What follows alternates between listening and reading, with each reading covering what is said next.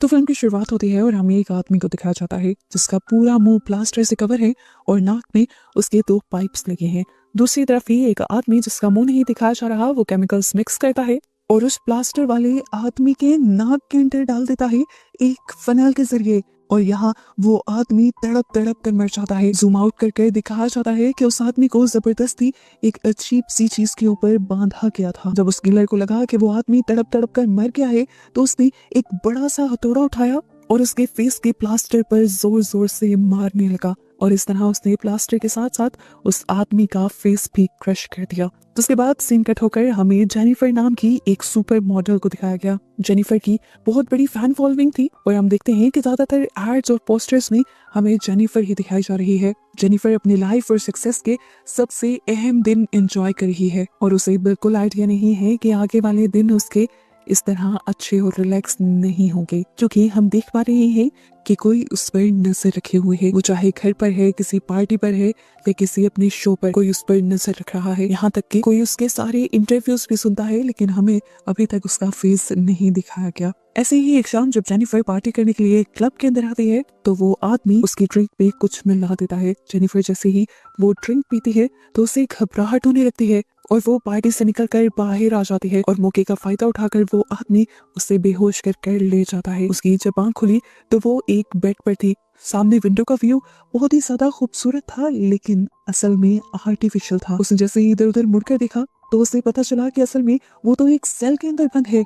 ये देखकर उसके होश उड़ गए। वो चिल्लाती है, यहाँ के दरवाजे नॉक करने की कोशिश करती है, पर कोई उसकी आवाज नहीं सुन पाता। काफी देर तो वो परेशान होकर वहीं बैठी रहती है और फिर उसका ध्यान जाता है इस पूरे रूम पर। इस रूम में उसके पोस्टर लगे हुए थे, यहाँ एक टीवी रखा हुआ था, उसका सारा पर्सनल सामान रखा हुआ था। वो इस चीज को देखकर ज्यादा हैरान थी कि जिस ब्रांड के प्रोडक्ट्स वो यूज करती थी सभी वही प्रोडक्ट्स यहाँ पर रखे हुए थे। ये चीजें देखकर उसे और भी ज्यादा गुस्सा आ जाता है और वो सारी चीजों को गिराने लगती है। इस टाइम एक ड्रॉर खुलती है और वो जल्दी से जाकर उस ड्रॉर के अंदर देखती है तो वहाँ उसका वही जूस था जो हर रोज सुबह को उठकर वो पीती थी। वो जूस को उठाकर दीवार पर फेंक देती है और जोर से चिल्लाती है क्योंकि उसे यहाँ से बाहर निकलना था।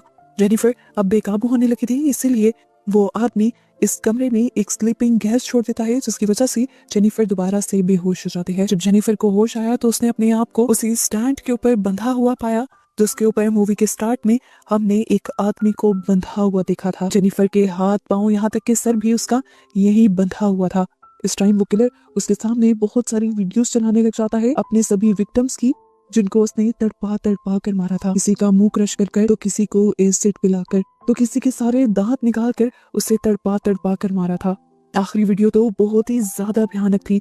उसने सबसे खूबसूरत लड़की को सबसे भयानक तरीके से मारा था, एक एसिडिक शॉवर चलाकर। इसे देखकर तो जेनिफर बहुत ही ज्यादा डर गई और तभी उसे किसी नल को घुमाने की आवाज आने लगी। उसने ऊपर देखा तो ऊपर भी वही शॉवर लगा हुआ था जिसके जरिए उस किलर ने उस लड़की को मारा था। वो समझ गई कि ये किलर उसे भी इसी शॉवर के एसिड की वजह से मारने वाला है। वो तड़पती रही, चिल्लाती रही कि मुझे मत मारना मत मारना, पर किलर ने वो शॉवर चला दिया और डर के मारे जेनिफर वहीं बेहोश हो गई। जब उसे होश में आया तो वो दोबारा से अपने उसी लॉकर वाले रूम में थी। उसका मुंह पूरा पट्टियों से बंधा हुआ था और मुंह पर खून ही खून था। वो शीशे के सामने गई और अपने मुंह को देखकर बहुत ही ज्यादा घबरा गई। वो ये पट्टियां खोलकर शीशे में अपना मुंह देखना चाहती थी। हैरानी की बात थी कि उसके मुंह पर एसिड से जलने का सिर्फ एक छोटा सा निशान था, लेकिन बाद में उसे पता चला कि ये भी नकली निशान है और ये सब किलर ने उसके साथ प्रैंक किया था। ठीक इसी टाइम पर जब वो अपना फेस देख रही थी, पीछे से खुद ब खुद शॉवर ऑन हो जाता है और वो बहुत ही ज्यादा डर जाती है।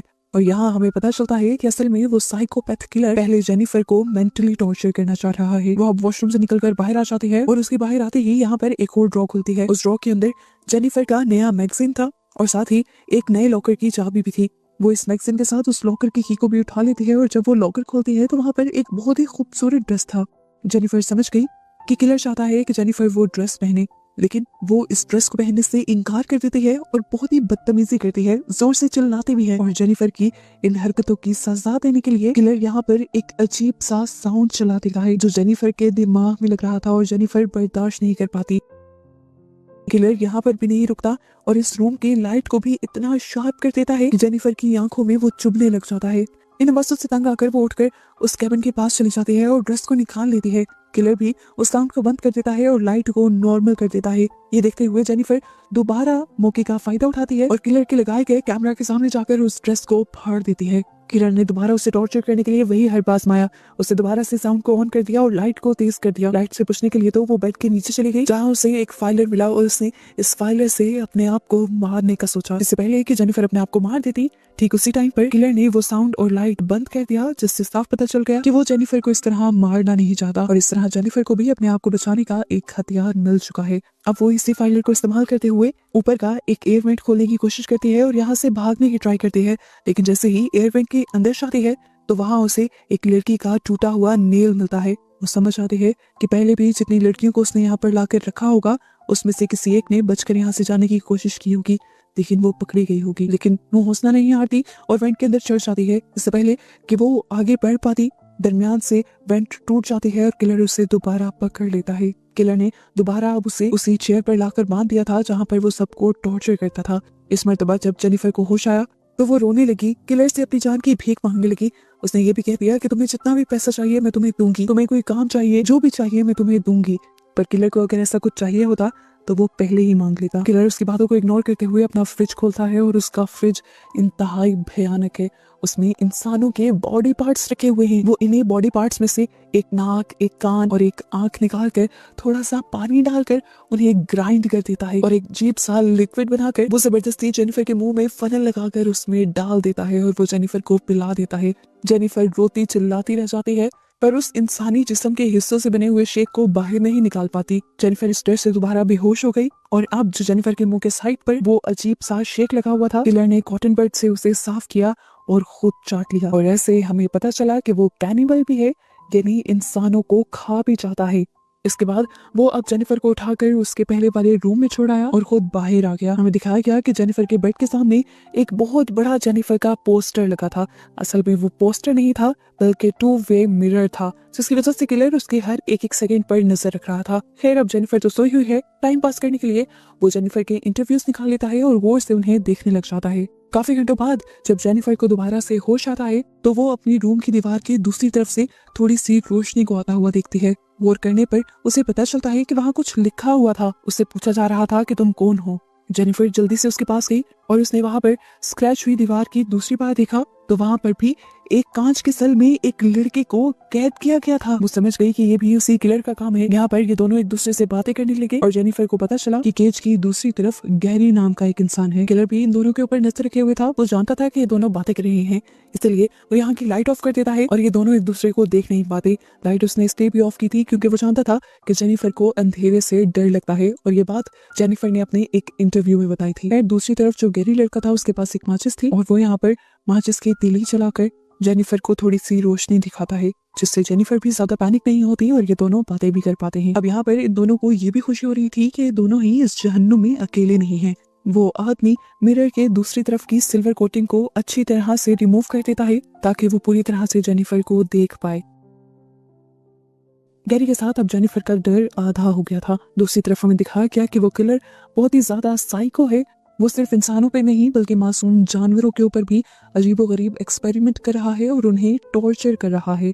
इसी तरह वो एक चूहे को भी टॉर्चर कर रहा था। यहाँ पर जब वो देखता है कि अब जेनिफर को उसके टॉर्चर का कुछ ज्यादा असर नहीं हो रहा, वो भी गैरी की वजह से, तो इस चक्कर में वो गैरी को ड्रग देकर बेहोश कर देता है और दोबारा से जेनिफर को और भी ज्यादा डराने लग जाता है। इसी दौरान अचानक एक और दराज खुलती है और दराज के अंदर वो दिखती है कि एक ग्लास में सैंड थी और सैंड के अंदर एक कार्ड रखा हुआ था। कार्ड पर बनी हुई थी एक औरत जो सैंड के अंदर धंसी हुई थी। इससे पहले कि जेनिफर कुछ भी समझ पाती, पीछे से किलर आकर उसके मुंह पर कपड़ा रखते हुए उसे ले जाता है और एक ग्लास कंटेनर में बंद कर देता है। ऊपर से लगातार अब उसके ऊपर सैंड गिरने लग जाती है और वो जोर जोर से चिल्लाने लग जाती है। यहाँ पर हम देखते हैं कि वो किलर गैरी को भी एक कार्ड भेजता है जिस पर वो उसे कह रहा था कि अगर तुम चाहो तो अपनी जान को खतरे में डालकर जेनिफर को बचा सकते हो। गैरी भी अपनी जान की परवाह नहीं करता और जेनिफर को बचाने के लिए निकल जाता है। वो वेंट के जरिए जेनिफर के कैबिन के ऊपर आकर जेनिफर को ऊपर से निकाल लेता है। अब वेंट से निकलते हुए ये लोग एक दूसरे कमरे के अंदर पहुंचते हैं। ये कमरा एक बिल्कुल लैब जैसा था जहाँ पर एक और डेड बॉडी पड़ी हुई थी और इस डेड बॉडी की स्किन बिल्कुल जल गई थी, जैसे उस किलर ने इसके ऊपर एसिड से कुछ एक्सपेरिमेंट किए हों। इसे देखकर ये दोनों ही डर जाते हैं।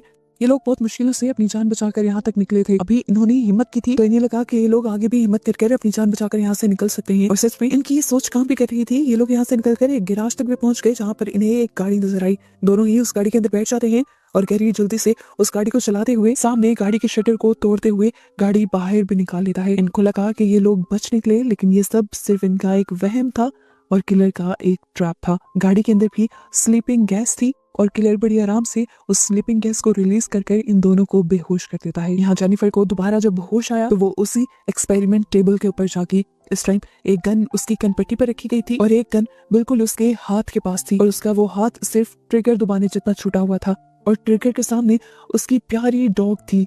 किलर ने उससे कहा कि तुम्हारे पास सिर्फ 30 सेकंड है, सोचो या तो तुम अपनी डॉग की जान ले लो या फिर मैं तुम्हारी ले लूंगा। जेनिफर उसे मारना नहीं चाहती थी, पर अपनी जान बचाने के लिए वो जैसे ही सूजी के ऊपर गन चलाती है तो सूजी के टुकड़े टुकड़े हो जाते हैं। ये सीन काफी अजीब था, किसी भी जिंदा चीज को इस तरह गोली नहीं लगती।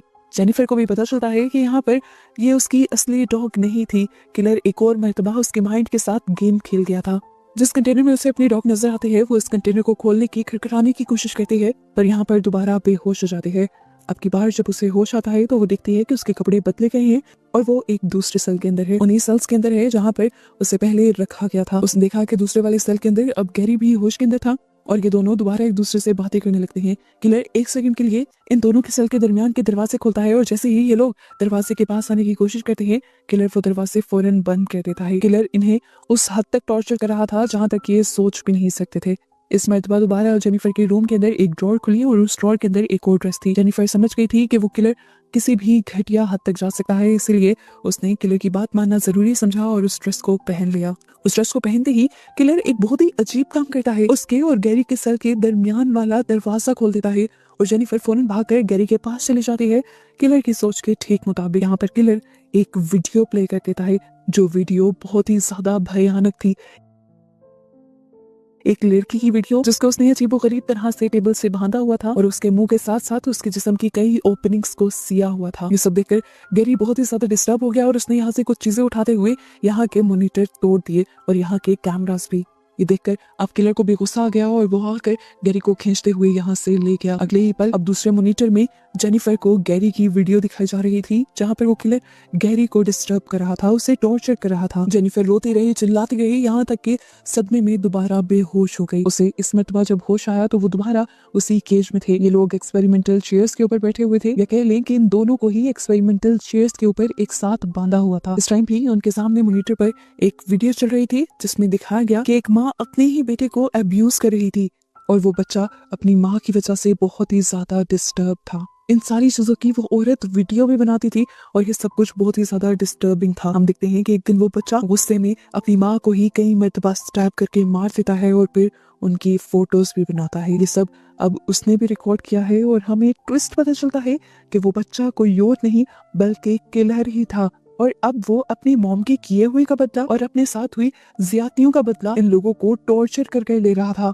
ये सारी वीडियोस किलर भी उन दोनों के साथ देख रहा था। उसको अपने सारे दुख दर्द वापस याद आने लग जाते हैं और उसका गुस्सा दोबारा से बढ़ जाता है। वो अब जेनिफर को टॉर्चर करने के लिए उसके पास आ जाता है और गुस्से में उसके दांत निकालने की कोशिश करता है। जेनिफर जोर जोर से चिल्लाती है तो गैरी उससे कहता है मर्द हो तो इधर आओ, इधर आकर मेरा दांत निकालो। वो किलर भी एक मर्तबा नहीं सोचता और बेदर्दी से आकर गैरी का एक दांत निकाल लेता है और गैरी भी जोर से चिल्ला देता है। दर्द की वजह से गैरी बेहोश हो जाता है और वो अब दोनों को उठाकर गैरी के सेल में डाल देता है। अब क्योंकि गैरी ने जेनिफर को बचाया था तो जेनिफर के दिल में गैरी के लिए इज्जत और भी ज्यादा बढ़ जाती है। वो गैरी के होश में आने तक उसके पास बैठकर उसका ख्याल रखती है और जब गैरी होश में आ जाता है तो ये दोनों इस कमजोर मोमेंट में एक दूसरे के करीब आ जाते हैं।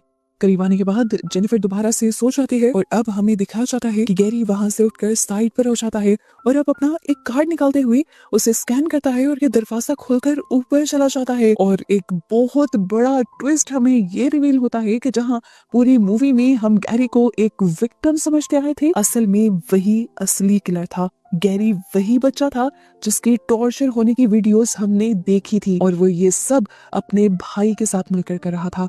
ये लोग आज तक कई लड़कियों को और लड़कों को इसी तरह टॉर्चर कर मार चुके थे और अब इन्होंने जेनिफर के लिए भी यही प्लान बनाया हुआ था, लेकिन पता नहीं क्यों जेनिफर से गैरी को अट्रैक्शन फील होने लगी थी और अब उसने फैसला कर लिया था कि वो जेनिफर को नहीं मारेगा और इस चीज से उसका भाई डिसएग्री कर रहा था। उनका प्लान खराब हो जाता, जेनिफर कभी यहाँ से निकलकर बाहर चली जाती तो ये लोग बुरी तरह फंस जाते। उसका भाई चाहता था कि ये लोग आज के आज ही जेनिफर को पूरी तरह टॉर्चर कर मारेंगे।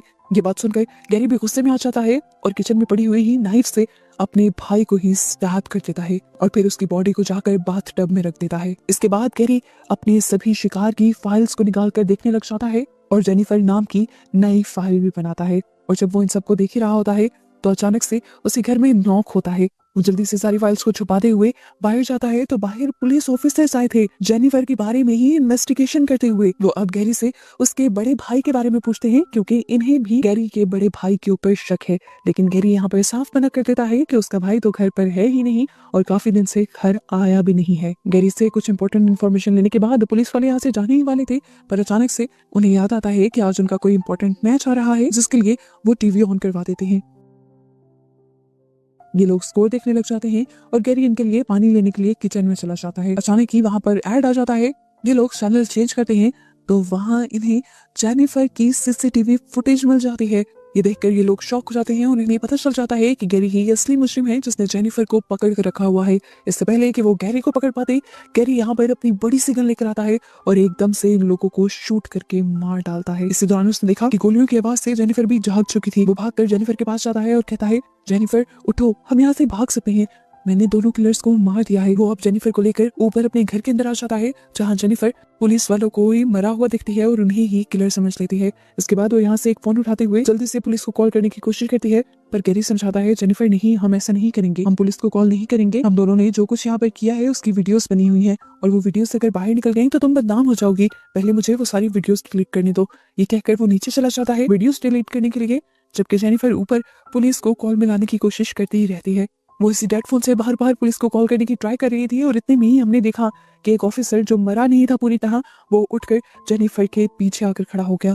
वो शायद जेनिफर को सारी सच्चाई बताना चाहता था, पर उससे पहले ही डर के मारे जेनिफर ने कोई भारी चीज उठाकर उसके सर पर मार दी और उसे खत्म कर दिया। यहाँ पर उसकी टक्कर हुई उसी कैबिन से जिसके अंदर गैरी ने वो सारी विक्टिम्स वाली फाइल रखी हुई थी। अब वो कैबिन पूरी तरह खुल गया और जेनिफर ने जब अंदर सभी फाइल्स देखी तो जेनिफर को भी सारी सच्चाई पता चल गई कि उसे पूरी तरह प्लान करके यहाँ लाया गया था और प्लान करने वाला कोई और नहीं बल्कि गैरी खुद था। इन्हीं विक्टिम्स वाली फाइल के अंदर वो गैरी के भाई के साथ भी एक पिक्चर देख लेती है और वो समझ जाती है कि ये दोनों मिलकर ही ये काम करते हैं। इतनी देर में हमें दिखाया जाता है कि गैरी का भाई जिसे गैरी ने चाकू मार दिया था वो भी मरा नहीं था, जख्मी था और वो बाथटब से उठकर यहाँ जेनिफर के पास आ जाता है। वो जेनिफर को दोबारा पकड़कर मारने ही वाला था, पर जेनिफर ने अपने आप को बचाने के लिए उसकी बॉडी में लगा हुआ चाकू दोबारा और भी उसके अंदर स्टैब करके उसे मार दिया। उसको मारने के बाद वो यहाँ से भागने का हर रास्ता ढूंढ रही है, लेकिन हर रास्ता ही बंद था। इतनी देर में यहाँ एक पुलिस ऑफिसर का फोन बच जाता है और वो ये फोन निकालकर एक दूसरे पुलिस ऑफिसर को कॉल करने का सोच रही होती है कि तभी गैरी ऊपर आ जाता है।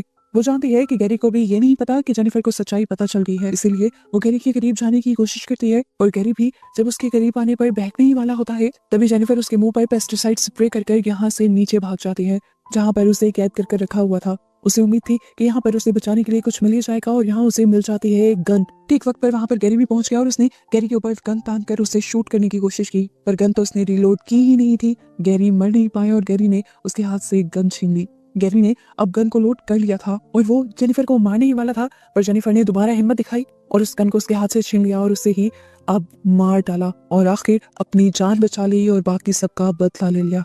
जिसके बाद वो यहाँ से बाहर निकल आई। उसकी हिम्मत ने उसे बचा लिया था और ऐसे ही उसे जिंदा और सलामत दिखाते हुए ये मूवी यहाँ खत्म हो जाती है।